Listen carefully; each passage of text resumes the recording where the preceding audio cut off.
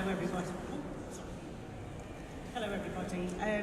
It's a great honour to be here again. I spoke last year and it's wonderful to be coming back here to talk about some of the work that I've been doing since last year. I've actually have crossed over to 16 countries since then. It's been a bit of an amazing journey.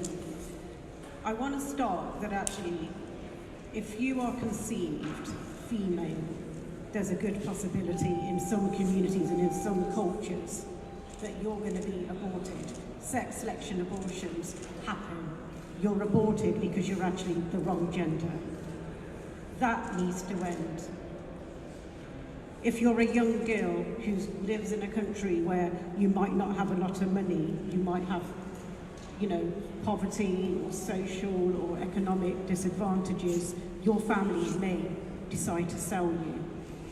Or you may be a victim of an early child forced marriage. I've been working with the UN and many other organisations, and I'm one of the founders of the UK Forced Marriage Unit. And actually there's somebody here today from the British Embassy, Sophie, who also used to work at the UK Forced Marriage Unit. You would think to yourself, why do we have such a unit?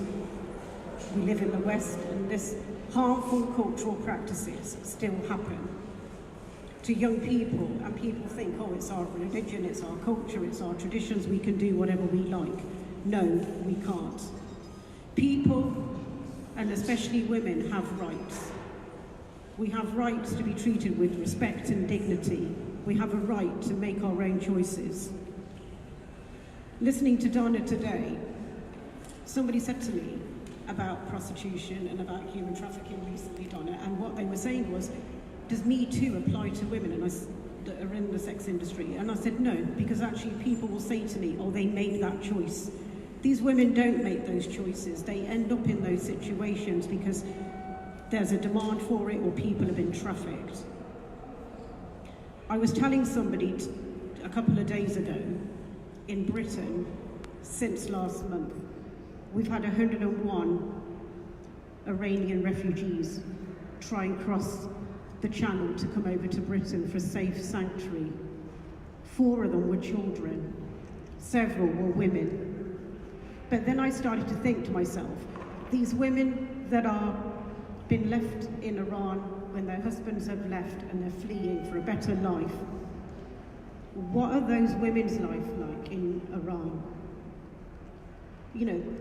What kind of a life will they experience?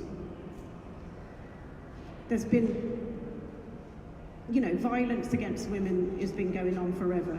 And in 2 years' time, we're going to be celebrating the Beijing in 2020.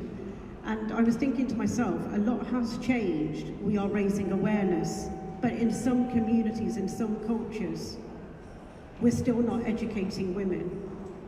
Young girls who are 12 and 13 think FGM is a rite of passage.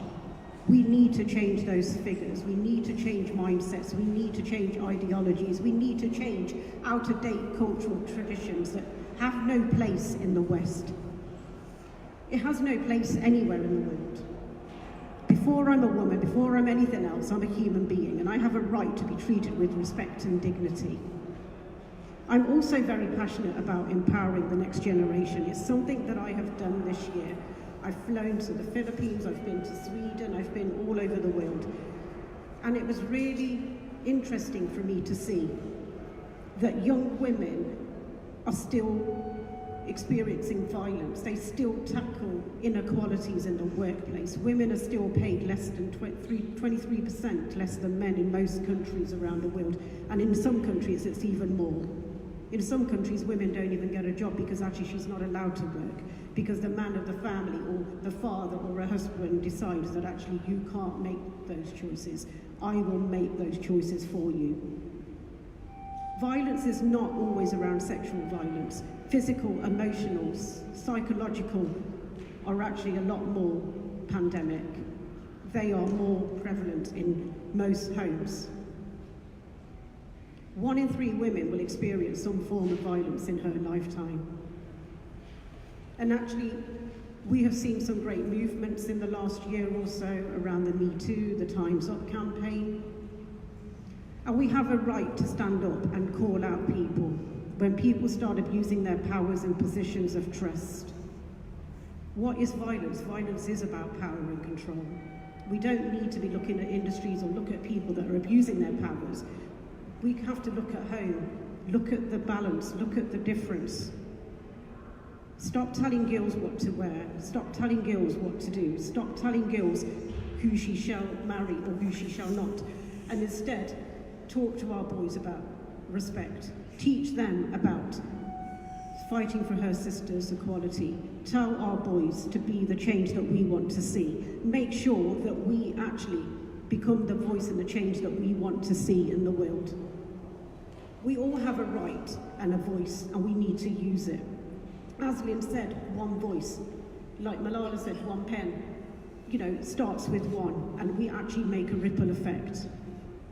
I've been, very moved by, a lot of amazing campaigns and great NGOs, but they can only do the work if people support them financially, get behind them, support their campaigns, because actually, as much as we want to do good, we also need support.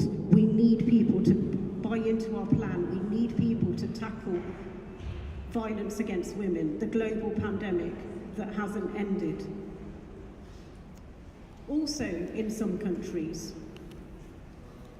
women who become widows will experience harm, will experience abuse. In some parts of India, the country where my ancestors come from, will be branded a witch. It's also known as a den, and actually will experience violence, will suffer harassment. Some have even been burnt. In some parts of the world, if your husband dies, you're put on the same fire with him, which is called satya. How can you tell me these practices have a place in the 21st century? Because they don't. Violence starts all the way from birth to grave, and we need to look at this now. How do we change that? Education, by empowering, by lifting the next generation off the sticky floor and helping them to achieve their dreams and goals. It's amazing to see phenomenal young people interested in sports. We need difference. We need people who are willing to challenge the status quo and kind of call people out, because that's the only way that we're ever going to make a change. To me, recently, I was looking at some of the figures in the UK. We've had 1,400 cases of forced marriage reported. And families from India, Pakistan and other countries will do that. And when I talk to families and I'll say, well, why are you doing this? And it comes down to honour. There is nothing honourable about abuse, by the way, the last time I looked. And they do it because they think that their daughter is too westernised. Boys are also victims of forced marriage. I want to let you know that as well, about 20%. But actually people with disabilities are also victims of forced marriage and honour-based violence. We need to start talking about these elephants in the room. We need to start unpicking them and calling them out for what they are. There is nothing honourable about abuse. We also need to be very clear about protecting and safeguarding the most vulnerable. If people do not have voices and do not have rights, we have a right to step up and support them. People don't choose to become a refugee. People do not choose to kind of leave their life and just decide to get on a boat and wish on a prayer and think they're going to be okay. That's not what people do. And then we start closing our borders, we start tackling people and saying, well, this is our country. We need to look at mindsets, we need to educate people, we need to look at what is that journey like? Because I have met women who have left Syria, I have met women who have left Iran, I have met people that have left Africa and other parts of the world. That journey has been full of violence. Sexual violence, abuse, they've seen their sons and their husbands being tortured and murdered or whatever else. But however, we need to stand up and call things out for what it is. We also need to look at home as well and look at the role that we play in violence against women and girls. We have to look at ourselves actually and think, do we think that this is okay? To turn a blind eye because it's not our daughter, it doesn't apply to us anymore, because we our family's okay. We have to stand up and call people out for what it is now.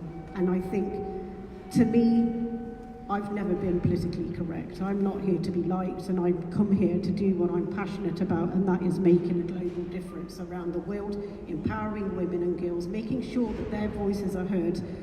I don't care what religion or what gender or whatever you are. If your rights have been violated, I'm going to be there to defend you. Things like fatwas and death threats and everything else do not scare me. Because actually, I've taken a path, and it's 29 years ago, and I'm still here doing it. And I will continue to do this until my last breath. And I just want to say thank you to Sona and everybody else. And, you know, Lynn and all the panelists, it's a great honor and a great privilege to be here.